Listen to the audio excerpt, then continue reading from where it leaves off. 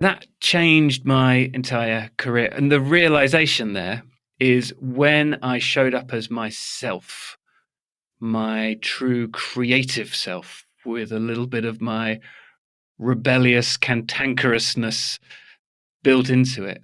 The fun side of me that I always knew was being hidden. Ironically, the thing I was hiding is what was preventing me from having success. You'll spend 80,000 hours at work. You're here because you want those hours to count. Hi, I'm Zoe Schofield. And I'm Erica Sosner. A warm welcome to the Career Equation podcast. On this podcast, we take time out from our award-winning careers consultancy to share a game-changing formula to help you solve the sum of your life. Each week, we and our guests use the career equation to explore their story so far and help them unlock the secrets of a fulfilling career.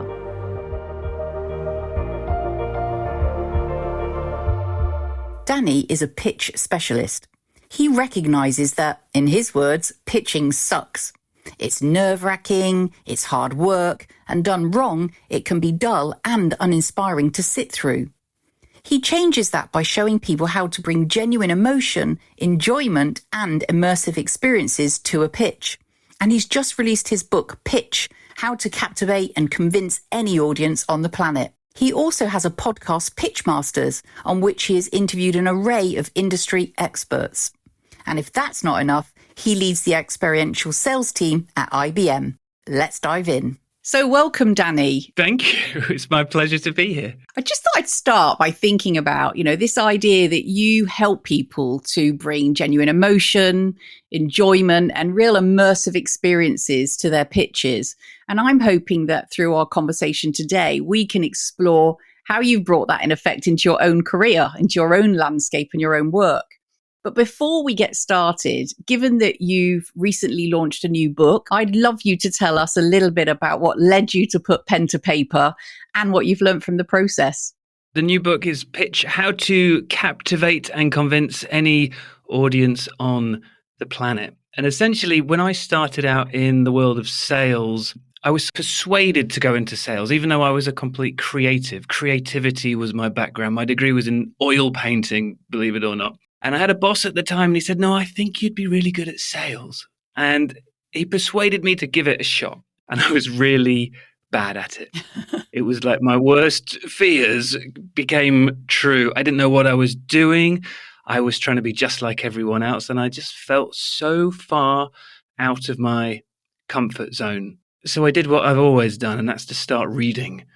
And I read every book I could about sales. And then that led me to reading about psychology and then neuroscience and how emotions are made and how we experience emotions from both a scientific and a human sense. And the more I read, the more I found so many different avenues that I could use in this little thing called a pitch, a sales pitch.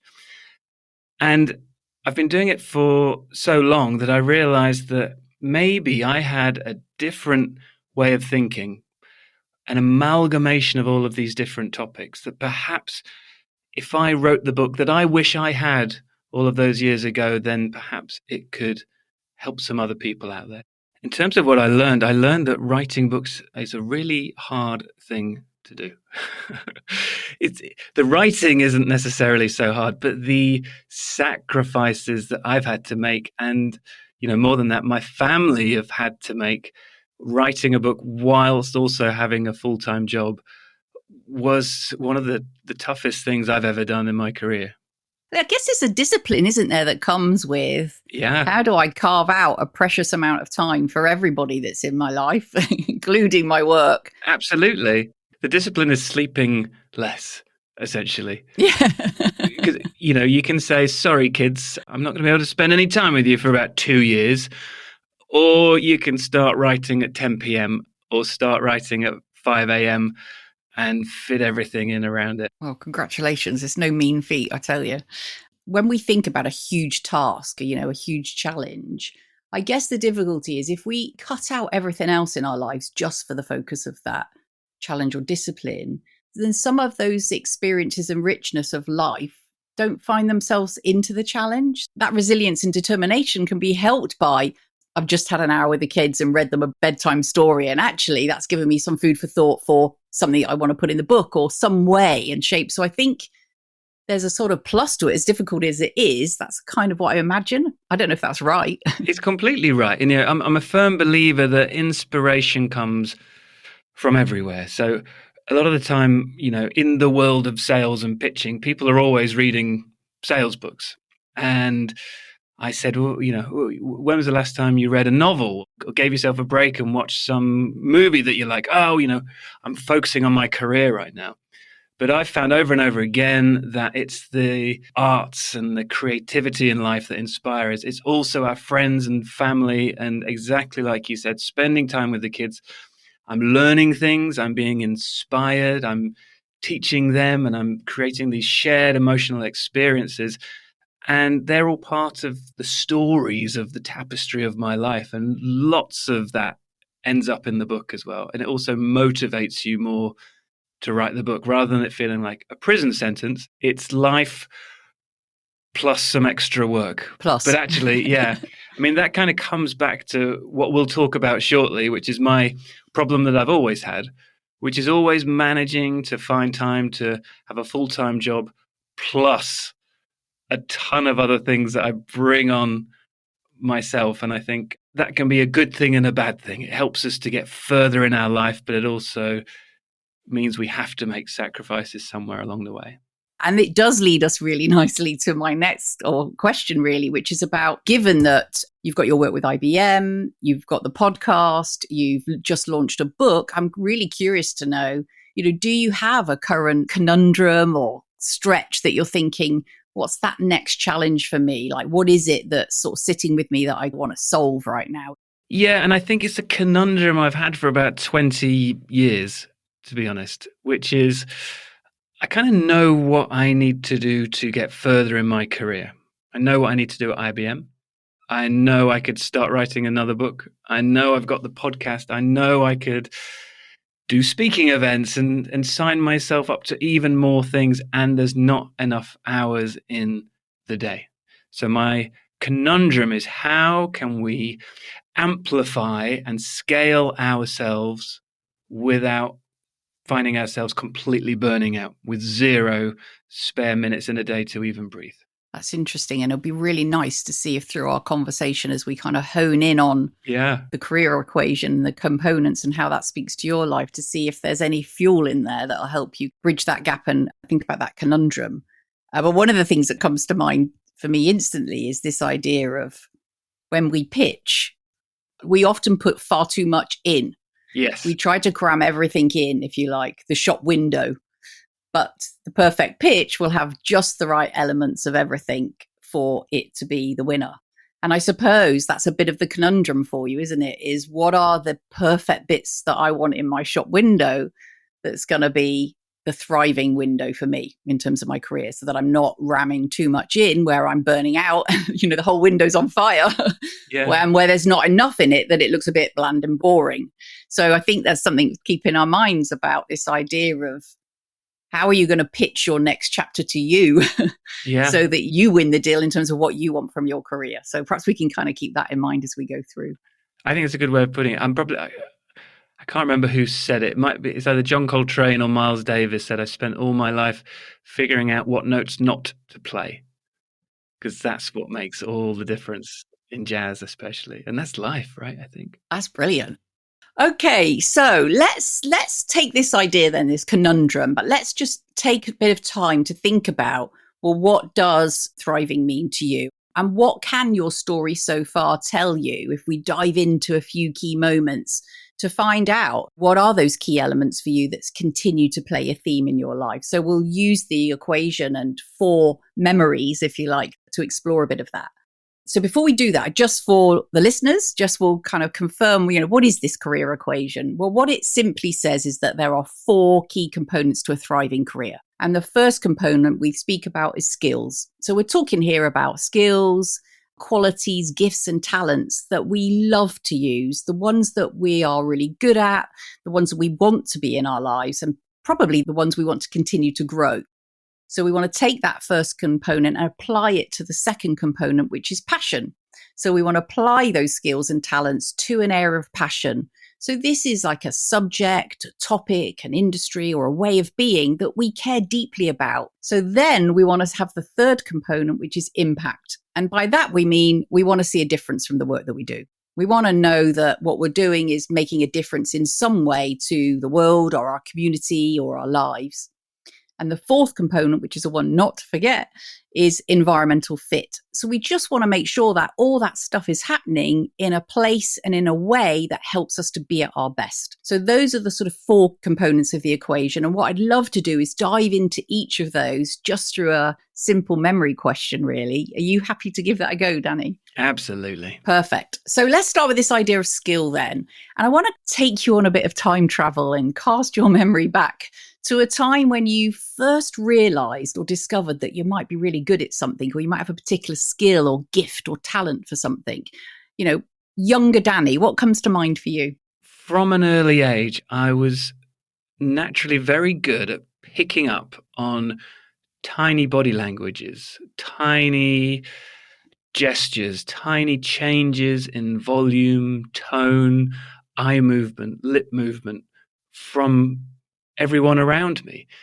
And it meant that I could really understand what people were thinking when they were getting slightly too annoyed, or when something that was being said was making them happy or excited, but they perhaps didn't want to show the outside world this. And I only really noticed as I got a little bit older, and I realized that not everyone can do this. I just thought that was human behavior, and we all understood human behavior. And then I'd start to see people missing cues like that all of the time. Things that I thought were very obvious, like this person's getting annoyed with this conversation, but the other person keeps going anywhere. And you think, why haven't they understood that they should have stopped at this point and changed the subject? That was my gift. And once I realized it in adult life, then I could start to hone it as well. So I really got very into body language and understanding more than just what my intuition was saying. Of course, I never knew what to do with it until I stumbled into my career in sales. But it's really a very valuable gift in sales. People sometimes, when I start talking like this, think, so you know how to manipulate someone. Yeah. And it's absolutely not the case. What we can do is, if we understand people and we understand the power of persuasion, it means then we can manipulate them if we choose to, but we can also show them joy and happiness and give them the best possible experience that we can.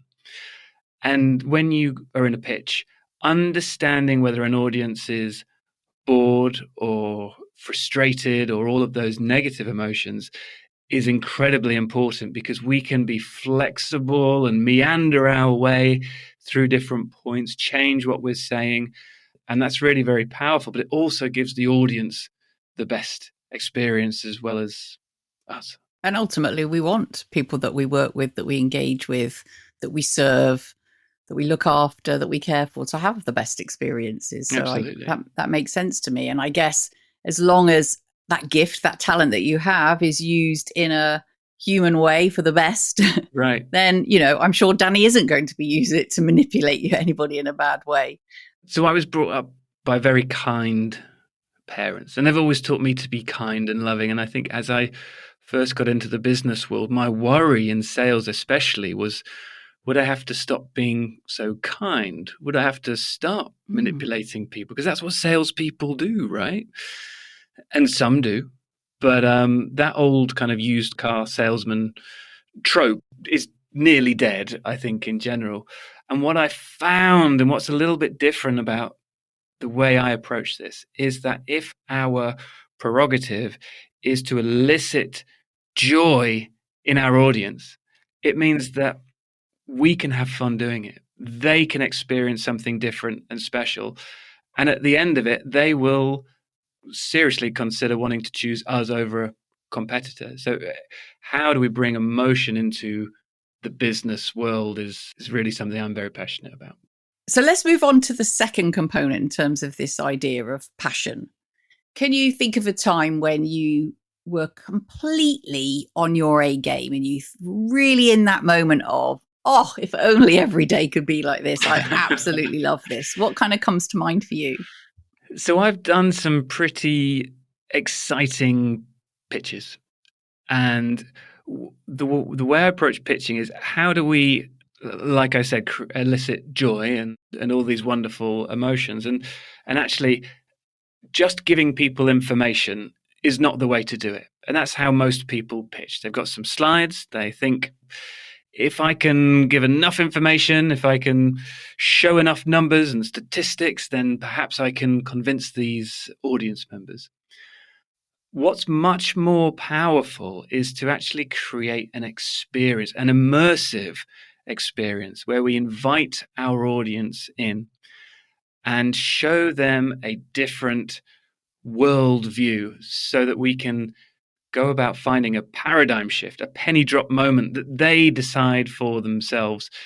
And it means that we're not just thinking about what we're saying and what we're showing on the screen, but we're thinking about, what does the room smell like? Is there music as they walk in?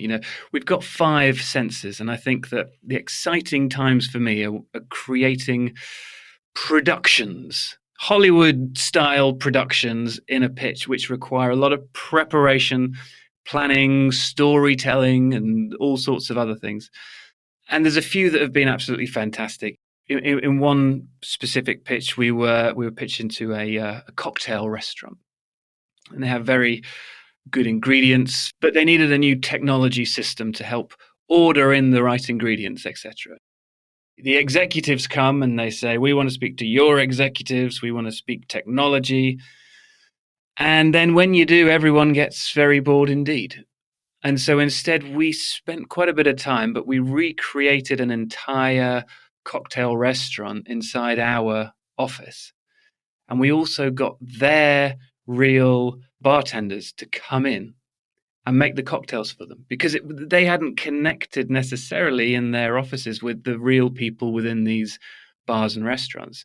And we got them to talk passionately about why the quality of ingredients and the timeliness of ingredients was so incredibly important. And we focused this on the human aspect rather than the technology aspect. But the experience itself, that day, when everything had been prepped, and they walked in and we saw their faces, and the music was on and the mocktails were served and the speeches happened, it was like no presentation that they would have ever expected in their life. And it all just went well. It all just went right. And those are the kinds of days that I really live for. Yeah.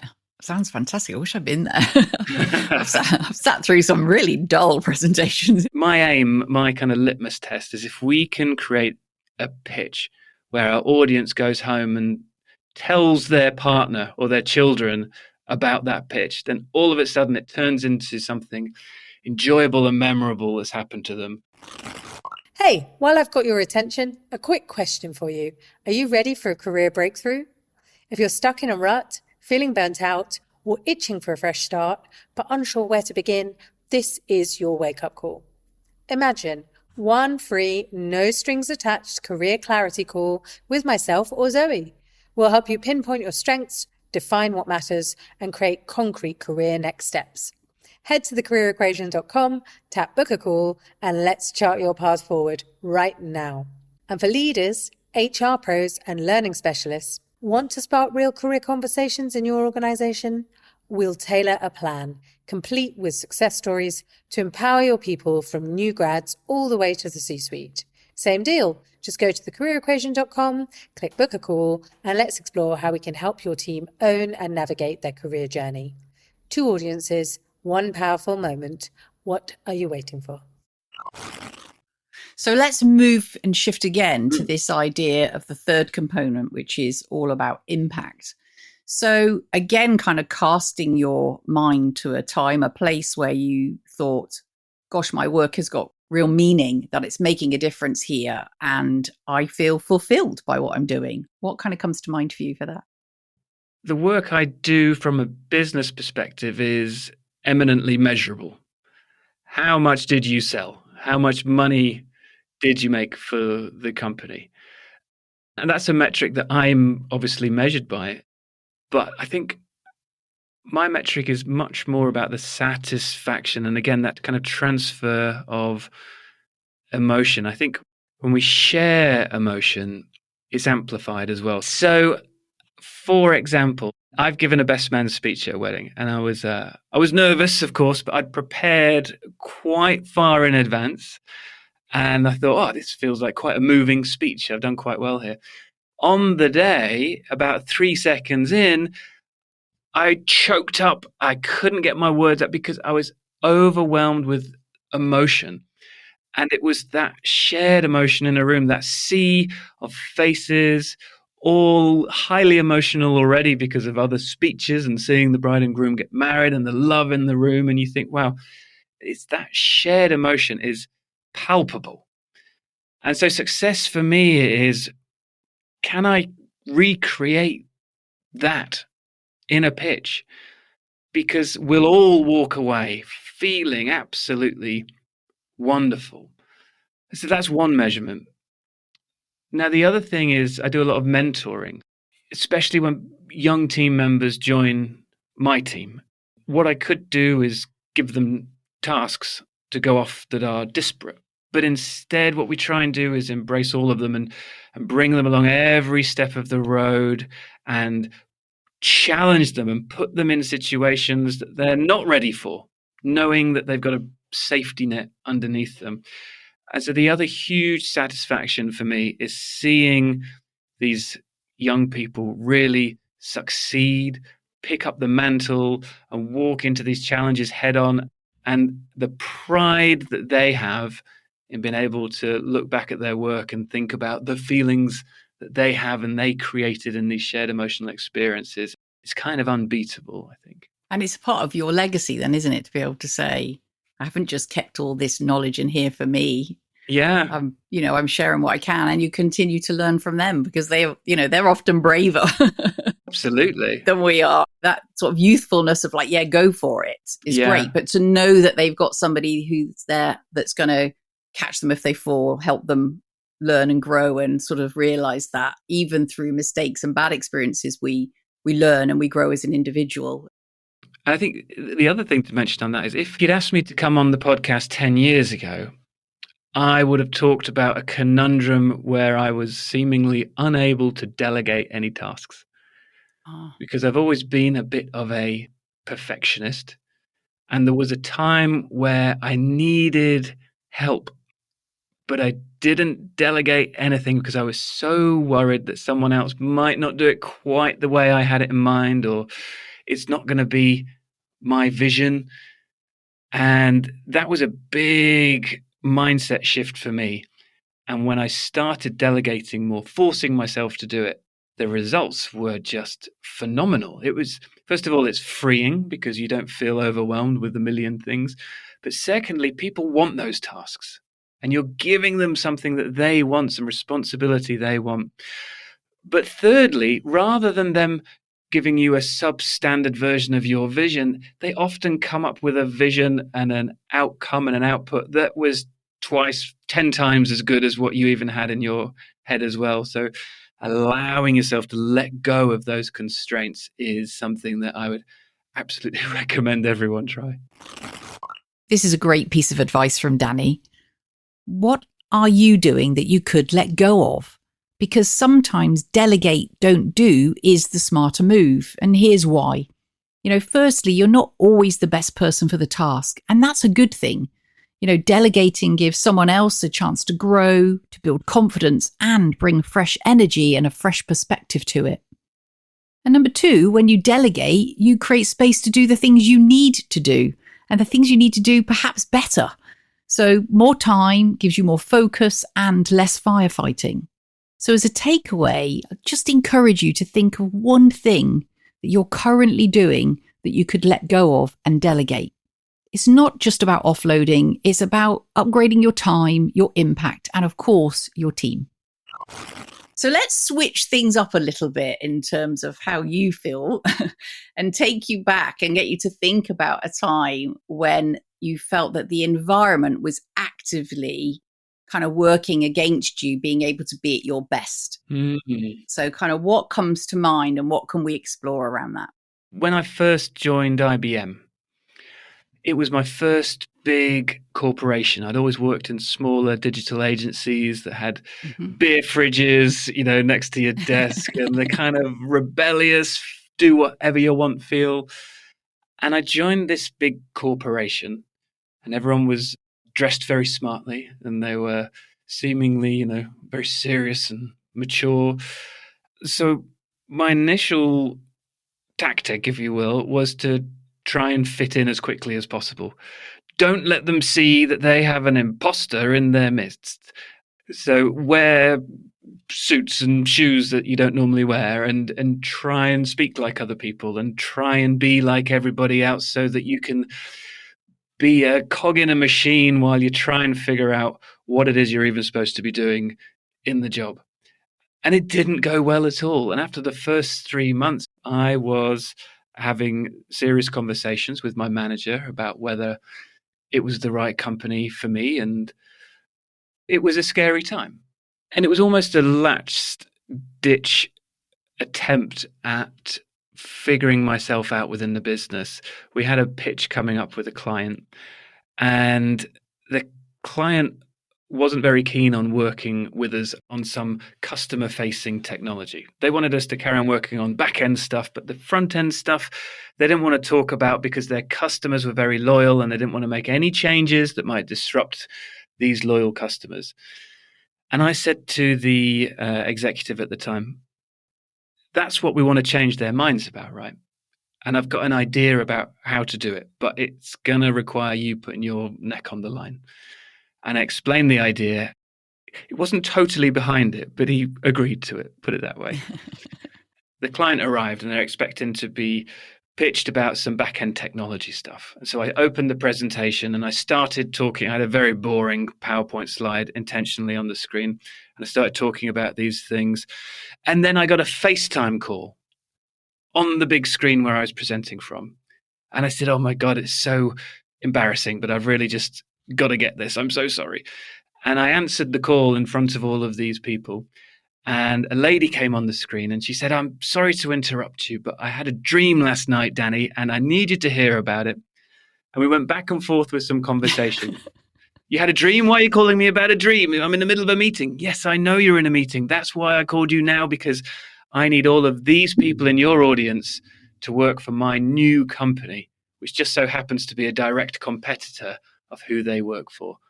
And their only mission is to be better than the company that they currently work for. And then we hung up and then we had balloons brought in and we had big foam boards flipped over and we revealed this fictional logo of a new place that they worked for. And for that day, they spent their time trying to figure out all of the ways they could beat their own company with all of this customer-facing ideas where they weren't worried about the loyalty of the customers anymore. They weren't worried about the technology because it's a fictional but brand new company with no customers. And at the end of the day, my friend came back on the screen and said, you've all got your old jobs back, so go and use those ideas today at your company. And they did. And they were able to flip that lens. They had an amazing immersive experience and they came up with hundreds of ideas in exactly the part of the business that we were failing to persuade them on.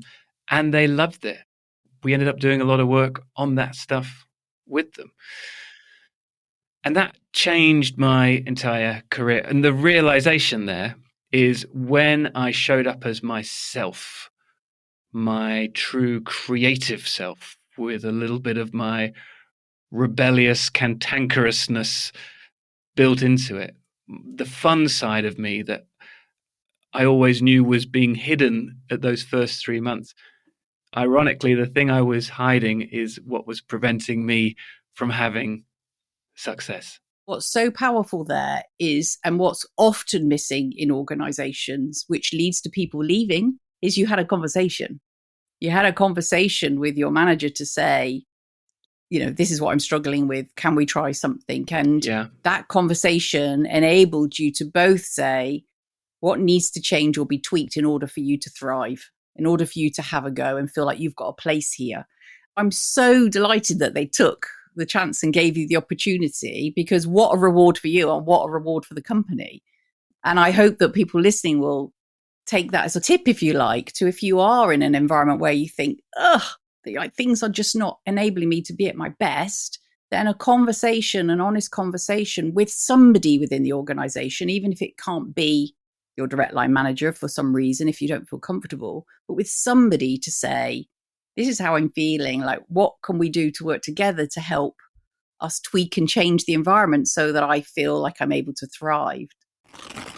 Let's just take a moment there to think about that rich conversation with Danny. And here's something for leaders, managers, and organizations out there. People do their best work when they're using their unique superpowers, their gifts, their talents. The kind of stuff that lights them up, that comes naturally, that they're proud of. But too often, we shape roles and processes and expectations around what we think works best and not what helps them to fly. And when we do that, even if unintentionally, we clip their wings. We flatten the difference, we dull the creativity, and we waste their potential. So my invitation to you is just to spend a moment thinking about whose wings are we clipping? And how can we create space for them to work like them? Because I think that's where the real performance comes in, the real engagement lives. The other little tip that goes along with that is that sometimes, you don't necessarily choose your manager, and you might have someone who you're not necessarily ready to talk about these things to. As soon as I join a company, I try and find a mentor within the company. Someone who is willing to let me speak honestly and to give me honest and candid feedback as well. I think that's really important. And lots of people love being mentors.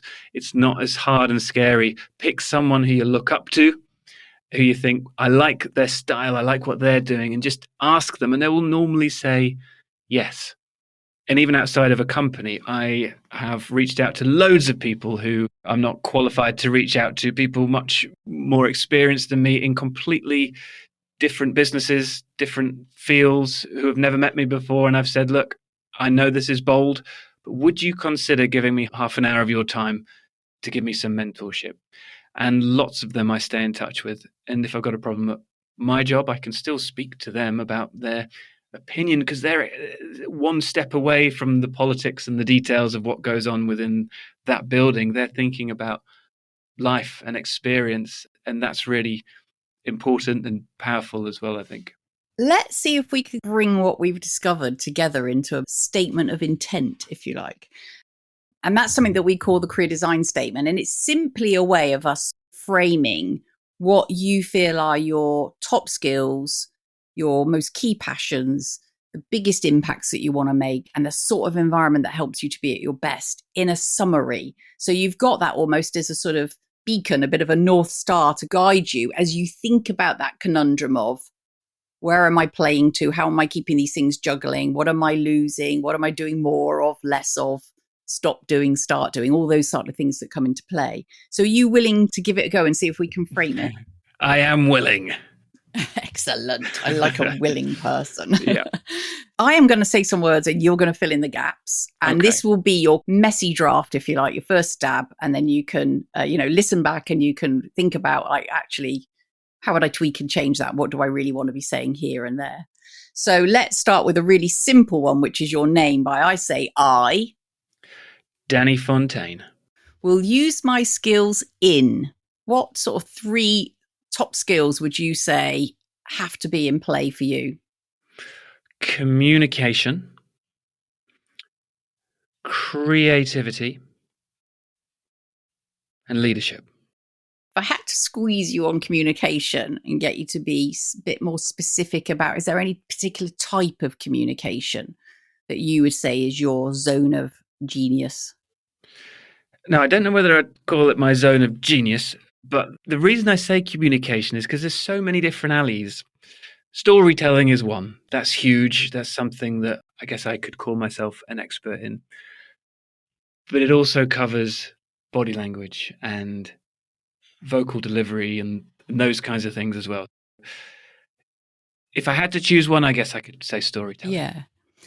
My invitation to you then is just to think about the idea of, and doesn't have to be 3 individual words. So just to think about beyond this exercise today, is there a phrase that speaks to those things more than just saying communication? And the reason I push you is because that is what's going to make your design statement Danny, not anyone else who can just say communication. Yeah. So you said things to me earlier like noticing human behavior, creating immersive experiences, bringing joy and engaging through stories. I think there's an invitation there to say, how could you say that communicating bit in a way that's a bit more Danny? But let's keep going. Yeah. I, Danny Fontaine, will use my skills in communication, creativity, and leadership, and my passion for ...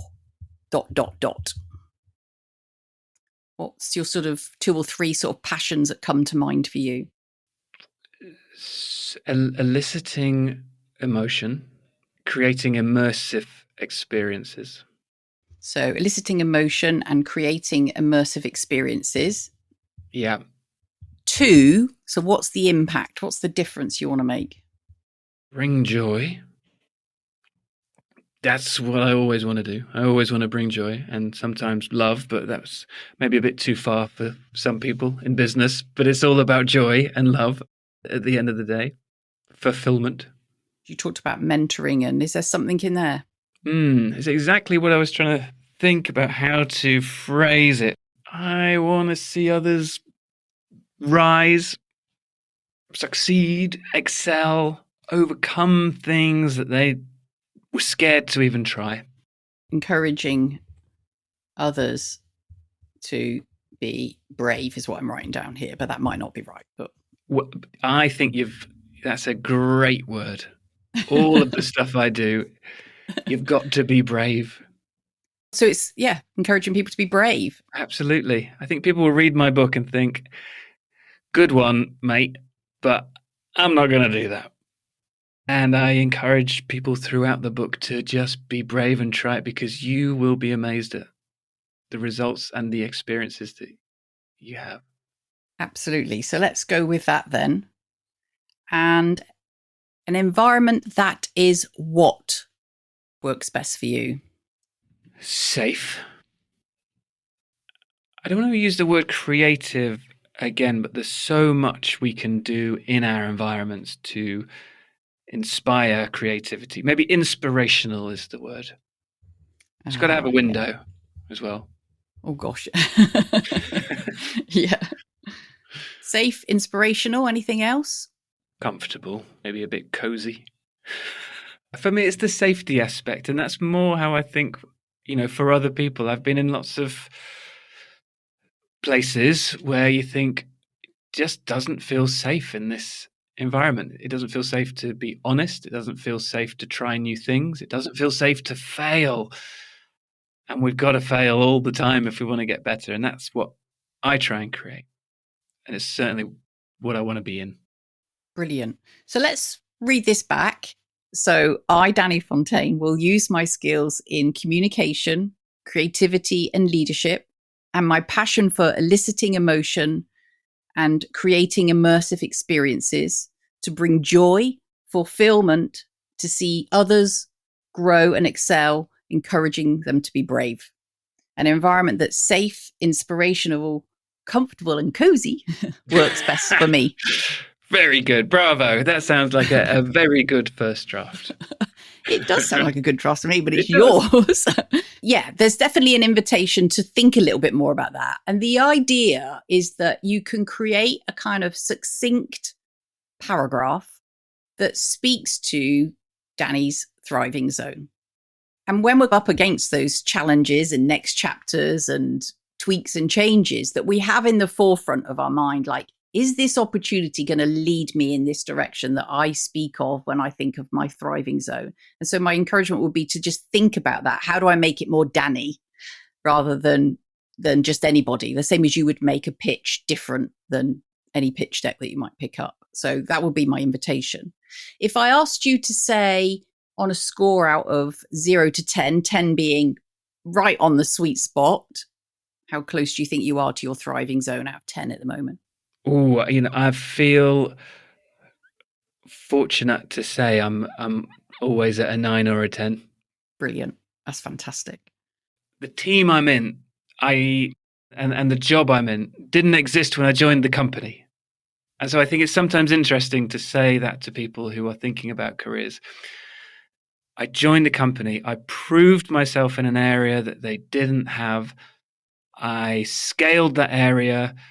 I got funding. I got autonomy. And it became my role. Yeah. That's why it's a 9 or a 10.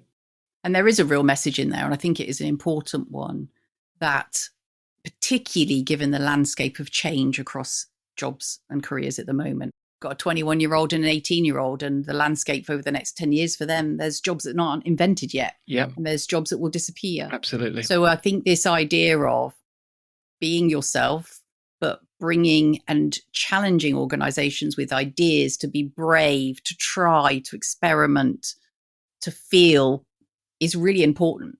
And there is going to be plenty of opportunity to show them what they're missing in terms of what are the roles that they need, what are the problems that you fix, the challenges that you can help them overcome, and what is it that you uniquely bring that someone else doesn't. And the only way to do that is to know yourself really well. Hence why, like at that age, I think experimenting and trying is really, really important to work out who you are. Absolutely. The more experimenting, and again, the more failing, the better. So with that kind of conundrum that you spoke of earlier, I had this image of you trying to spin loads of plates. It's a bit like that, yeah. Of these different things you do. Has any of this, when we think about you pitching your future career to yourself in terms of how do I keep spinning these plates, which ones am I spinning and what needs attention, has our conversation helped clarify or give you new thinking? It has, because at the end of the day, we've all only got the same amount of hours, and we have to sleep and we have to eat. So no matter how much you want to do 100 things, you can't. So you've got to prioritize. And I think you can prioritize haphazardly, or you can choose a lens to prioritize it through. And I think coming up with that statement, which is all about my passion and my vision and my impact, gives you that parameter to say, okay, there's 5 things here. Is there any of these that don't align to that core vision and passion? Because perhaps they're the ones to put on ice temporarily or altogether. So I think it's been great. Yeah.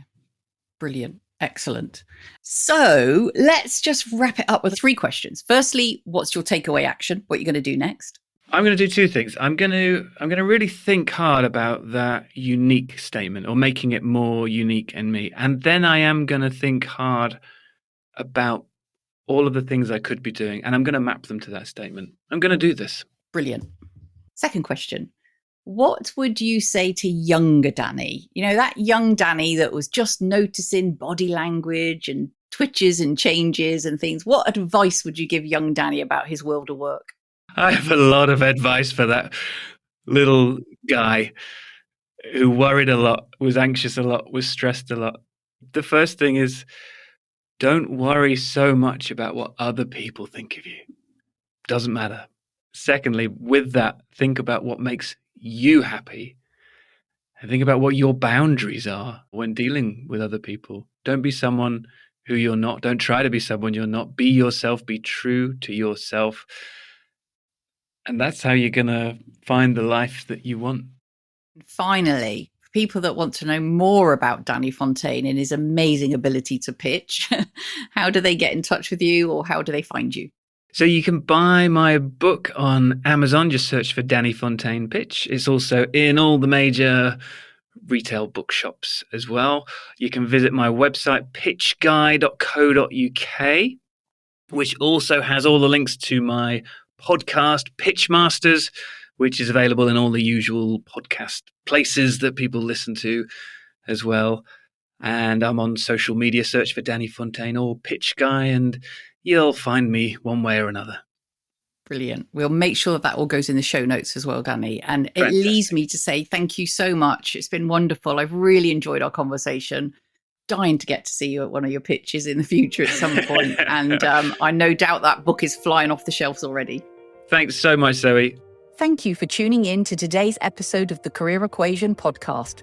Stay connected with us on socials for more career insights, behind-the-scenes moments, and updates on upcoming episodes. And if you'd like to work with us, visit the Career Equation website or click the links in the show notes. Remember, the Career Equation isn't just a podcast. It's a journey towards unlocking your full potential, enjoying your life, and doing remarkable stuff. And don't forget to share your thoughts and feedback with us. Your input shapes the future of our show. Until next time, keep solving those career equations and pursuing your path to success. This is Erica Sosna And Zoe Schofield. Signing off.